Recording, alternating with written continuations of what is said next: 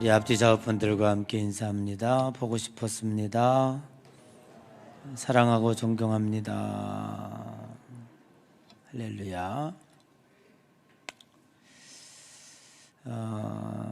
정확하게 2년 전에 저희 장모님께서 이제 하늘의 부름을 받으셨는데, 그때만 해도 참 건강하셨습니다. 굉장히 건강하셨고, 활동하시는데 전혀 지장이 없으셨는데, 딱 2년 만에 이렇게 장인어른께서 하늘의 부름을 받으셨습니다. 그래서 제가 거기서 느낀 게 뭐냐면, 이 남자는 여자보다 일찍 가는 게 복이다, 그런 생각을 했습니다. 하여튼 이번에 장례를 치르는 동안에 우리 사랑하는 성도들의 사랑을 많이 받았습니다. 여러분들이 기도해 주시고 또 협력해 주시고, 사랑과 정성을 담아서 또 직접 찾아오신 분도 있고, 또 이렇게 온라인으로 많은 분들이 조의금도 보내주시고 해서 아주 넉넉하게 잘 모셨습니다. 진심으로 감사를 드리고요. 그 감사의 뜻을 담아서 여러분 나가실 때 작은 정성에 떡을 하나씩 준비했으니까 가셔서 맛있게 드시고, 꼭 기도하실 때에 우리 장인어른께서 고 이태린 장로님 하늘에서 하나님 품에서 편안한 안식을 쉴 수 있도록 여러분 그렇게 기도해 주시기를 부탁을 드립니다. 그렇게 하실 거죠? 고맙습니다. 이렇게 큰 일을 당해 보면 성도들의 사랑을 느끼게 돼요. 아마 성도들도 똑같을 것 같아요. 그렇죠? 그래서 우리 어려울 때에 도와주시고 이렇게 함께 하는 것이 우리 기독교인으로서 얼마나 좋은 일인가 하는 생각을 이제 갖게 되었습니다. 오늘은 요한복음 1장 9절에서 13절의 말씀을 통해서 영접하는 자라고 하는 제목으로 함께 은혜를 나누고자 합니다. 요한은 예수 그리스도를 빛으로 증언하고 있습니다. 태초에 말씀이 계시니라. 그분이 하나님이셨고 그 하나님이 육신이 되어 이 땅에 오셨고, 이 땅에 오신 그 예수 그리스도를 요한은 무엇으로 증명하고 있냐면 빛이다라고 증언하고 있습니다. 예수님이 이 땅에 오신 목적이 무엇인가? 이 어두움을 몰아낼, 이 어두움의 권세를 몰아낼 수 있는 그 능력은 무엇인가? 그것은 오직 빛이다라고 이야기하고 있습니다. 그런데 9절에 보니까 빛으로 표현하기보다 더 확실한 표현을 하고 있는데, 예수 그리스도를 참빛이다라고 표현하고 있습니다. 참빛이다라고 하는 말은 거짓과 반대되는 의미로서 참이다라고 쓰여진 게 아닙니다. 빛은 참과 거짓이 없습니다. 그냥 빛은 빛입니다. 빛은 어떠한 것으로도 꾸며낼 수가 없어요. 그렇다고 해서 과학적으로 밝혀서 증명하기도 어렵지만 빛은 빛인 거예요. 그러면 여기 참빛이다라고 하는 말은 뭐냐 하면, 이 세상의 많은 빛들은 불완전합니다. 바람이 불면 꺼지고, 연료가 소모되면 또 다시 소화되고, 작은 불들은 태양 앞에 비추게 되면 불 같지도 않고 참 불완전하기 그지없습니다. 그것으로 어둠을 몰아내기는 대단히 부족하지요. 그러나 오늘 요한이 예수 그리스도가 참빛이다 라고 하는 것은 이렇게 불완전한 모습을 완전하게 몰아낼 수 있는, 즉 어두운 세력을 몰아내기에 충분한, 그리고 어두운 세력과 싸워서 이길 수 있는 능력의 참빛, 그 빛을 예수 그리스도다라고 말하고 있는 것입니다. 그런데 이 참빛이 세상에 계셨고, 그리고 그 참빛이 세상에 왔다라는 것입니다. 이 참빛이 세상에 계셨다고 하는 이 세상은 코스모스, 즉 우주적인 세상을 가리키고 있습니다. 태초에 천지가 창조될 때에 거기에 함께 계셨던 그 세상을 가리키고 있습니다. 그런데 그 빛이 세상에 왔다라고 하는 그 세상은 바로 우리가 살고 있는 인간들의 역사의 현장에 내려오셨다는 것입니다. 영적인 차원에서 하나님이 지배하는 영적 세계와 반대로 사탄의 타락한 영이 지배하는 영역으로서의 현장을 총칭하는 것으로서 오늘 우리가 살고 있는 삶의 현장에 오셨던 그 예수님, 그분을 가리키고 있습니다. 오늘 우리들이 세상이라고 하는 것을 두 가지로 함께 인식을 하고 있습니다. 그런데 오늘 여기 11절에 보면 이런 말씀이 있습니다. 예수 그리스도께서 그 빛이 자기 땅에 오매 자기 백성이 영접하지 않았다라고 하는 말씀이 있습니다. 즉 오늘 세례 요한은 비록 타락하였지만 이 세상을 예수 그리스도의 소유로 여기고 있는 것입니다. 오늘 이 악한 영들이 지배하는 공중 권세 잡은 이 세상이 저들의 세상인 것처럼, 저들의 소유인 것처럼 그렇게 생각을 하지만 오늘 자기 땅에 왔다 이 말이에요.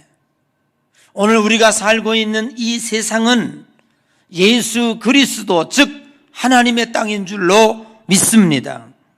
그리고 거기 사는 모든 백성들이 타락했든 타락하지 않았든 그 모든 백성들이 모두가 다 하나님의 백성이라고 이야기하고 있는 것입니다. 오늘 우리는 이 말씀을 통해서 우리의 신앙에 새로운 혁신적인 확장의 일이 일어나야 할 것입니다. 오늘 여기에 있는 우리들, 여기에 사는 우리들에게만 예수 그리스도가 필요한 것이 아니라 저 세상 모두에게 예수 그리스도가 필요하다고 하는 것이고, 그것이 자기의 땅이고 자기의 백성이라고 하는 것을 오늘 우리는 인식하여야 할 것입니다. 오늘 여기 이 11절을 가장 더 강력하게 뒷받침하고 있는 것이 요한복음 3장 16절입니다. 여러분 교회학교, 주일학교 다녔던 분들은 처음에 다 외웠던 말씀이에요.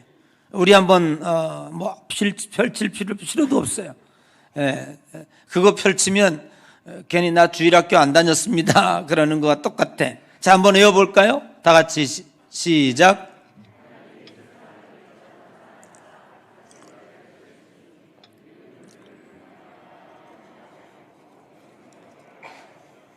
아멘. 하나님이 세상을 이처럼 사랑했다. 예. 하나님이 저 죄악이 많은 저 세상, 천히 소돔과 고모라 같은 저 세상, 하나님이 이처럼 사랑했다.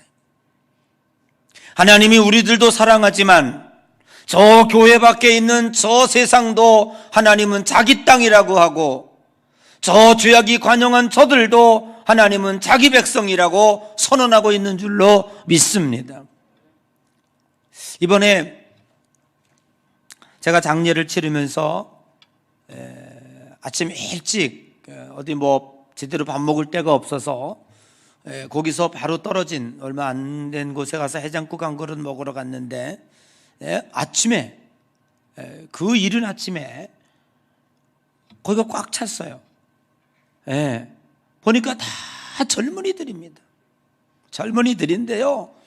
와, 하는 짓이 소주병에 맥주병에 온 책 닥자에 가득하고요. 문신에다가 남녀가 젊은 애들이 어우러져서 마치 무슨 마약 먹은 애들 같아. 이상하게 행동도 이상한 행동을 하면서 막 그 안에 들어가 있는데 정말로 밥을 먹기가 어려웠어요. 근데 우리 애들이 함께 밥을 먹다가 아파. 마치 소돔과 고모라 같아. 그런 얘기를 합니다. 마치 소돔과 고모라 같아. 밤도 아니고 그 이른 아침에 뭐 하다가 이제 나와서 저렇게 벌어지는 모습을 보면서 참 안타까운 느낌이 들어요. 그러나 하나님은 그들의 모습을 보면서 그 타락하고 죄악이 간영한 저 땅, 저 세상을 바라보시면서 저것도 자기 땅이라고 그러고 그 자기 땅에 예수 그리스도가 오시고 그 백성들도 자기 백성이라고 주님은 선언하고 있는 것이에요. 여러분, 우리는 그들을 불쌍히 여기고 기도해야 할 줄로 믿습니다. 그래서 우리는 교회와 세상을 분리해내고 하나님이 나만 구원해 주시고 나만 사랑하시고 나를 위해서 돌아가시고 이런 쪽으로 자꾸 가다가 보니까 교회와 세상과 분리되어지고 교회가 세상에서 점점 멀어지는 그러한 안타까운 현상이 지금 생기고 있다고 하는 것입니다. 여러분, 우리 기독교는 세상과 떼어져서는 안 됩니다. 여러분, 너희는 빛과 소금이여 라고 말씀하고 있습니다. 우리는 소금처럼 들어가서 녹아져야 되고 빛처럼 자신을 불태워서 빛을 발해야 하는 존재들인 줄로 믿습니다. 저 악한 세상과 떼어서 우리가 존재할 수가 없고 저 악한 세상과 분리돼서 우리는 존재의 의미를 깨달을 수가 없다고 하는 것이지요. 오늘 여기 본문에 보면 빛과 영접의 문제를 구원의 문제로 연결시키는 것을 보게 됩니다. 여러분, 빛은 강력한 힘을 가지고 있습니다. 빛이 들어가면 탄소 동화 작용을 일으키고 식물이 자라고 열매를 맺고 빛을 많이 받은 열매는 너무너무 달고 맛이 좋고 생동하고 살아납니다. 그런데 그 빛은 얇은 종이쪽 하나 통과하지를 못합니다. 아무리 강력한 힘을 가지고 있다 할지라도 이 종이로 빛을 가리면 이 뒤에 있는 식물들은 이 빛의 영향을 전혀 받을 수가 없고 이 빛이 아무리 능력이 있다고 할지라도 이 종이를 통과하지 못하고 그냥 이 뒤에는 어둠의 세력으로 남아있을 수밖에 없다고 하는 것입니다. 그래서 요한은 이걸 뭐라고 얘기하고 있느냐 하면 이 종이를 내리고 빛을 받아들이는 것을 가리켜서 영접한다라고 표현하고 있는 것입니다. 이 종이를 내리고 얇은 커튼을 제치고 빛을 받아들였을 때에 우리들에게는 놀라운 기적이 일어납니다. 영접하는 자, 그 아들의 이름을 믿는 자들에게는 하나님의 자녀가 되는 권세를 주셨다라고 말씀하고 있는 것이에요. 여러분, 구원의 비밀은 빛의 영접에 있는 것입니다. 빛을 향해 문을 여느냐 닫느냐에 따라서 내게 어떠한 역사가 일어날 수 있느냐 없느냐의 차원인 것입니다.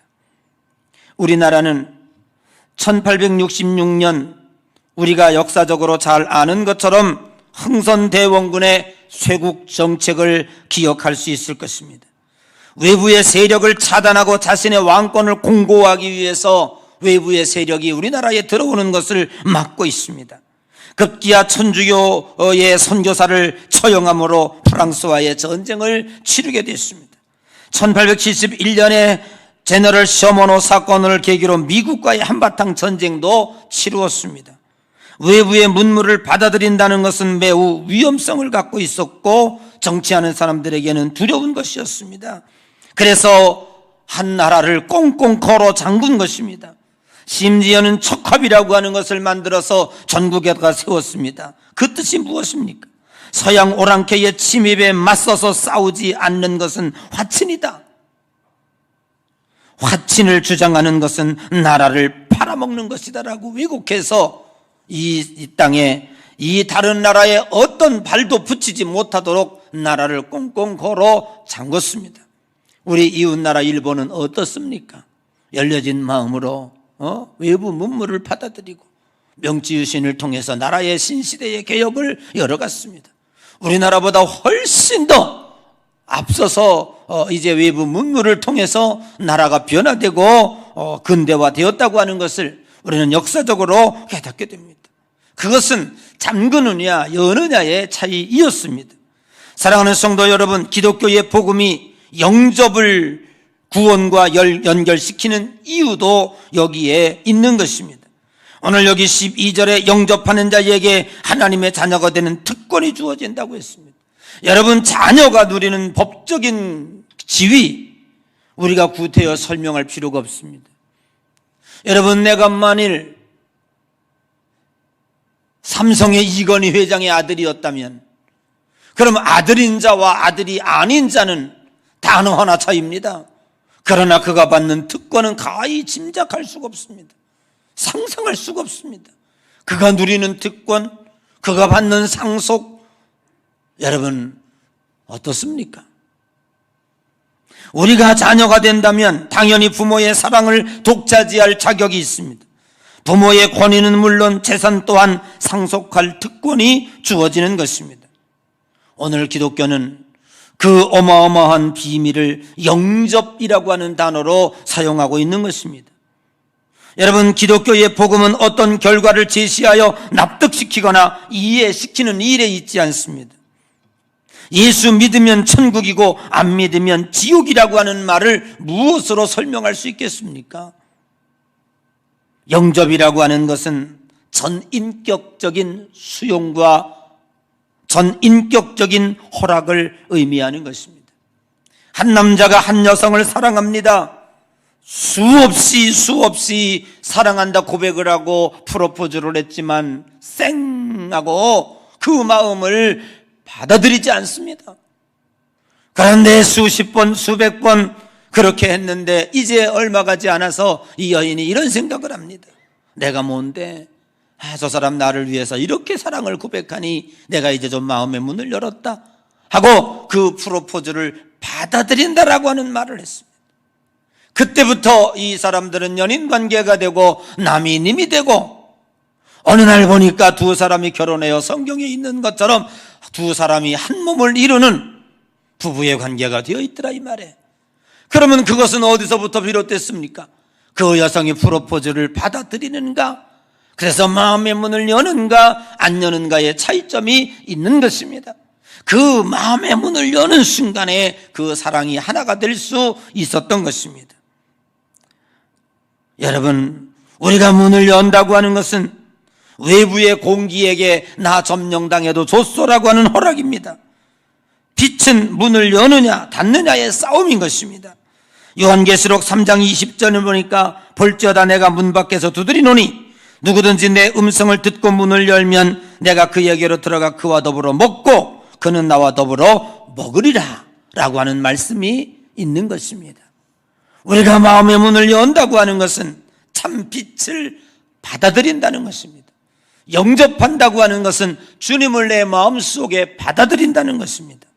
오늘 요한복음은 영접하지 아니함으로 하나님의 자녀가 되지 못하는 궁극적인 잘못을 저지르는 인간을 지적하고 있습니다. 참 빛이 세상에 왔으나 알아보지도 못하고 영접하지도 않았다라는 것입니다. 문제는 여기에 있습니다. 예수 그리스도가 말씀이 태초에 말씀이 계셨고 그 말씀이 육신이 되어 이 땅에 오셨고 그 육신이 되어 이 땅에 오신 예수 그리스도는 참 빛이다. 바로 그 예수님이 참 빛이라고 하는 사실을 사람들은 알고 있었을까? 저들이 예수 그리스도가 메시아이고 그리고 저들이 메시아가 참 빛이라고 하는 이 세상의 어둠을 굴복시킬 수 있는, 이 세상의 마귀 사탄을 무릎 꿇게 할 수 있는 그 참 빛이라고 하는 사실을 이들이 알고 있었을까? 알면서도 예수님을 영접하지 아니했을까라고 하는 질문입니다. 결론은 이것입니다. 전혀 알지 못했다. 그래서 지금도 유대인들은 메시아가 아직 오지 않았다라고 얘기하고 있습니다. 그래서 저들은 성경을 가지고 다니는데 구약 성경책만 경전으로 가지고 다닙니다. 그리고 우리가 믿고 있는 예수 그리스도가 말씀이 육신이 되어 이 땅에 오신 그 예수 그리스도가 참 빛이라고 하는 사실을 저들은 거부하고 있는 것입니다. 그것은 뭐냐면 알지 못하기 때문에 그렇습니다. 사랑하는 성도 여러분, 인간은 죄악으로 눈이 가려워져 있기 때문에 참 빛을 알아볼 능력을 갖고 있지 못합니다. 인간의 원죄로 인하여 악한 사탄에게 문을 열어주었기 때문에 사탄은 우리 마음을 어둠으로 점령하게 되었고 그 어둠의 세력이 영적 방해꾼으로 알아보지 못하도록 우리를 이끌어가고 있다고 하는 사실입니다. 이 정도 되면 나는 참 예수님 믿기를 잘했다. 나는 마음의 문을 열어 주님을 영접했으니 내가 얼마나 위대하고 칭찬받은 일을 했는가. 나는 예수님을 영접함으로 하나님의 자녀가 되었고 구원을 누리게 되었고 저 세상 사람들은 예수 그리스도를 영접하지 아니하였으니 그 결과로 지옥 가야 마땅하다라고 생각할 수도 있을 것입니다. 그러나 자신의 의지적 영접에 대해서 우쭐할 수 있지만 그것은 그렇지 않습니다. 영접하지 아니한 사람은 당연히 무지해서 저주를 받아 마땅하다고 생각하지만 그렇지 않습니다. 오늘 우리는 요한복음 1장 12절만 너무 강조한 나머지 내가 보고 싶은 것만 보고 듣고 싶은 것만 들은 나머지 지금까지의 오류를 범하고 있는 것입니다.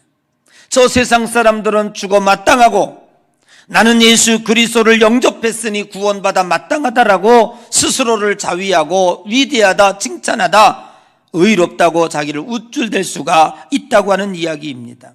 그러나 사랑하는 성도 여러분, 오늘 여러분이 알고 있는 요한복음 1장 12절은 기독교인에게 있어서 매우 중요한 선언적인 말씀이기는 합니다. 그러나 오늘 12절의 말씀의 기초는 오늘 요한복음 1장 12절은 요한복음 1장 13절이 떠받치고 있기 때문에 요한복음 1장 13절이 기초가 되어 있기 때문에 요한복음 1장 12절이 존재할 수 있다는 것입니다. 기초는 매우 중요합니다. 이 요한복음 1장 12절의 말씀의 기초가 무엇이냐? 여러분 같이 한번 읽어보겠습니다. 13절 시작.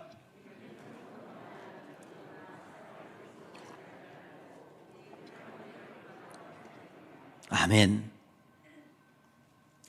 그러면 이는이 뭡니까? 이는, 그걸 연결해주는 이는이라고 하는 접속사는 뭘 가리키고 있는 거예요? 무엇을 가리킵니까? 영접하는 자, 그 아들의 이름을 믿는 자, 그들에게는 하나님의 자녀가 되는 권세를 주었다 이 말이에요. 아멘. 그럼 이것은 혈통으로나 육정으로나 사람의 지혜나 사람의 능력으로 된 것이 아니다. 뭘로 됐대요? 하나님으로부터 난 자들이니라. 하나님이 했다는 거예요. 그러므로 우리는 믿는 이들을 향하여 너희가 믿은 것이 아니고 너희 능력으로 영접한 것이 아니고 그 자녀의 특권을 받은 것이 너의 힘으로 된 것이 아니라고 하는 결론을 얻게 되는 거예요. 너희는 스스로의 능력으로 구원을 선택할 능력이 없고 너희가 잘나서 그 구원의 터널을 통과한 것이 아니라는 것을 요한복음 1장 13절은 우리들에게 말씀하고 있습니다. 여러분, 오늘 우리는 구원에 대하여 매우 안타까운 사실이 있습니다. 그것은 자신의 노력이나 열정으로 되는 것처럼 착각하는 건데 그건 잘못된 일입니다. 자신의 구원 과정이 얼마나 드라마틱한 은총의 과정을 겪었는가를 우리가 잘 알지 못하는 것입니다. 마치 한 생명이 어머니 뱃속에 들어가는 그 기적적인 사실을 어머니가 10달 동안 그 생명을 뱃속에 품고 이 세상의 은혜 가운데 출산되어져서 온갖 부모의 사랑을 성장하여 내가 있다고 하는 이 사실을 인간이 인지하고 있다면 내가 지금 사는 것은 내 힘이 아니고 우리 부모님의 사랑이었고 5억 분의 1의 경쟁을 뚫고 나라고 하는 생명이 탄생한 것은 그야말로 기적이고 드라마고 그야말로 은혜였도다. 여러분, 우리가 인간의 육신이 이 세상에 태어난 것도 이처럼 엄청난 드라마틱한 과정이 있었다면 오늘 저와 여러분들이 구원받게 된 것은 어떤 것입니까? 내가 잘나서, 내가 뛰어나서, 내가 능력이 있어서 태초에 말씀이 계셨고 그 말씀이 육신이 되어 이 땅에 오셨고 그 예수 그리스도가 메시아라는 것을 내가 알아보았기 때문에 예수 믿었습니까? 그것을 인지했기 때문에 예수 믿었습니까? 예수 믿고 보니까 이게 얼마나 위대한 일인지, 예수 믿고 보니까 자기가 모르는 사이에 하나님의 아들이 되었고 내가 하나님의 자녀가 되어진 이 과정이 얼마나 은총이었고 얼마나 드라마틱한 것이었고 그리고 우리는 마지막으로 그 구원의 결과가 내게 얼마나 큰 축복으로 다가올 것인지를 그때서야 알게 됐다 이 말이에요. 여러분, 그러므로 이제 오늘 우리는 전도하는 전도의 인식도 좀 바뀌어야 할 것입니다. 세상의 모든 사람들이 하나님을 믿지 않는 것에 대하여 편견이나 불만을 가질 필요는 없다는 것입니다. 나는 예수 믿는데, 나는 이렇게 교회 다니는 것이 당연한 일이라고 생각하는데 저 세상의 사람들은 왜 저렇게 교회에 들어오지를 못할까? 왜 저 세상 사람들은 저렇게 하나님을 믿지 못할까? 우리는 늘 그것에 대한 불만을 가지고 있습니다. 그러나 누가복음 18장 8절에 보면 인자가 올 때에 세상에 믿음을 보겠느냐라고 한탄하고 계시는 것입니다. 자신의 설득으로 얼마든지 믿게 할 수 있다고 하는 자신감 또한 금물입니다. 전도는 설득으로 되지 않습니다. 고린도전서 2장 4절에 보니까 내 말과 전도함이 설득력 있는 지혜의 말로 하지 아니하고 다만 성령의 나타나심과 능력으로 한다라고 말씀하고 있습니다. 사도 바울은요, 대단한 지식 있는 사람, 학식 있는 사람, 최고의 학부를 나온 사람입니다. 그런데 전도할 때만은 설득으로, 철학적으로, 설명으로 하지 않는다는 거예요. 한 사람이 구원되어지는 것은 내가 잘나서 내 지식이 뛰어나서 이 사람을 완벽하게 설득시켜서 전도된 게 아니라는 거예요. 여러분, 한 생명이 태어나는데 똑똑하다고 태어납니까? 한번 여러분 과정을 한번 쭉 더설혀 보세요. 임신의 한 생명이 임신되어지는 과정을 생각해 보십시오. 누가 똑똑하다고 거기서 내 한 생명을 태어나게 할 수 있겠냐 그 말이에요. 그러므로 고린도전서 2장 5절에 너희 믿음이 사람의 지혜에 있지 아니하고 다만 하나님의 능력에 있게 하려 함이니라. 하나님의 능력에 있는 거예요. 제가 이번에 장례를 치르는 동안에 참 제가 예뻐하는 처사촌 동생이 있습니다. 근데 참 예뻐요. 그 사촌인데도 2박 3일 동안 꼬박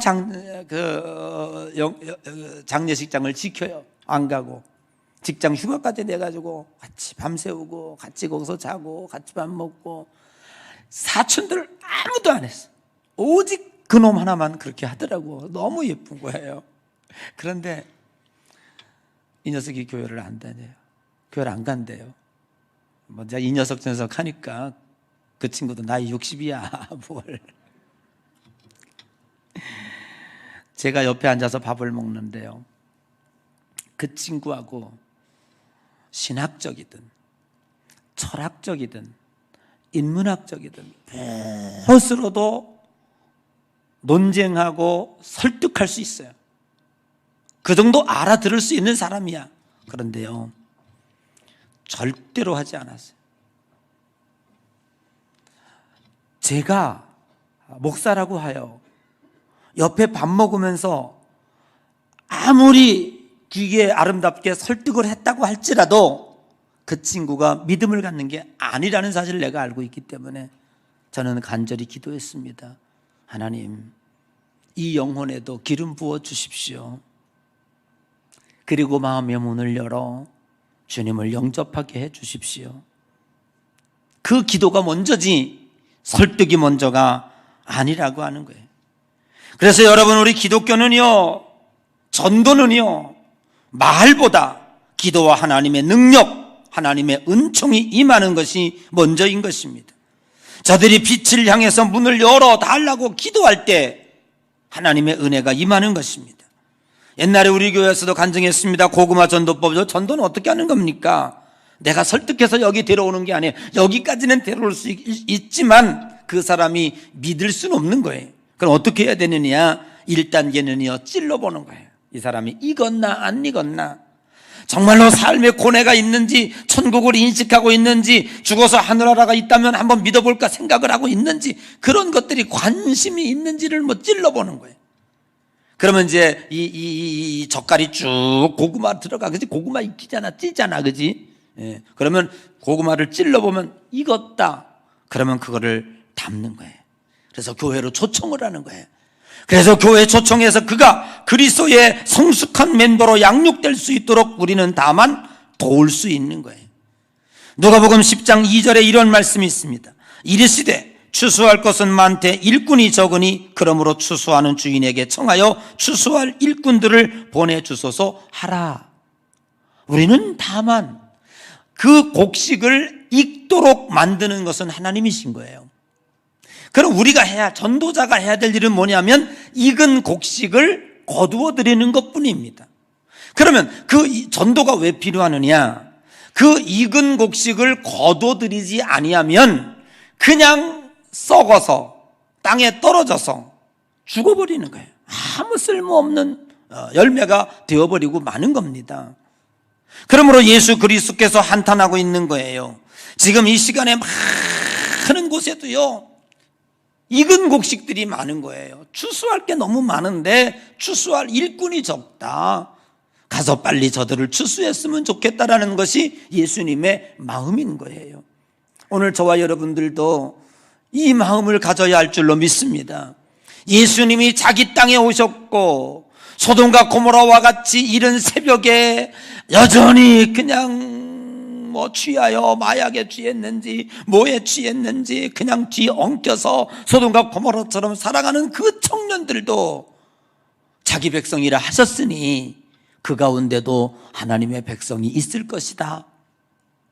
하나님의 은총이 임한 사람, 충분히 문을 열어 예수를 영접할 수 있는 사람이 있을 것이다.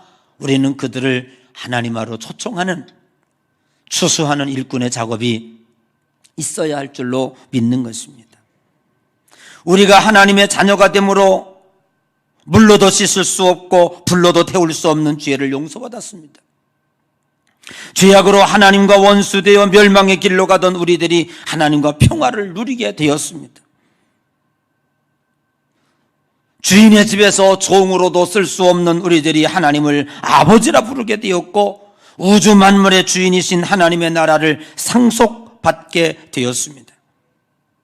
이 엄청난 축복은 내가 잘나서 된 것이 아니고, 그래서 육신으로 오신 예수 그리스도를 빛으로 영접한 것이 아니고, 이 모든 것은 하나님의 은총이었다, 하나님의 은혜였다라는 것입니다. 그러므로 우리의 신앙생활은 어떠해야 되겠습니까? 내가 이렇게 잘했으니 하나님 나에게 복 주시옵소서 라고가 아니라 늘 울어도 그 눈물로 못 갚을 줄 알아. 이 몸을 불살라 드린다 할지라도 하나님의 은총과 은혜를 어찌다 갚을 수 있겠습니까? 자식이 양말 한 쪼가리 사다가 명절 때 주므로 자기 자식의 임무를 다했다 하는 그 자식이 아니라 나를 낳으시고 기르신 그 부모의 사랑과 그 은총은 이루 어떤 것으로도 갚을 길이 없다. 그러므로 이제부터는 우리가 하나님의 은혜에 감사하면서 우리의 삶의 모두를 주님 앞에 드리는 자세로 살아가야 함이 마땅할 줄로 믿습니다. 오늘 영접한다고 하는 것은 대단히 중요한 것입니다. 작은 것입니다. 내 마음의 문을 여는 것, 그것은요 우리가 아주 작은 행위 같습니다. 그러나 그렇게 여는 순간에 빛이 내 마음속에 들어오고 우리는 하나님의 자녀가 되고 그 자녀가 받는 영적인 특권을 받게 될 것입니다. 앞으로 장차받을 그 하나님의 아름다운 축복을 기대하면서 험난하고 어려운 이 세상도 우리는 기쁨으로 능히 이기고 견디어 나가야 할 것입니다. 사랑하는 성도 여러분, 이 아름다운 영적 비밀이 오늘 여러분의 삶에 적용이 돼서 늘 감사하면서 은혜로 살아가는 아름다운 여러분 되시기를 주님의 이름으로 간절히 축복합니다.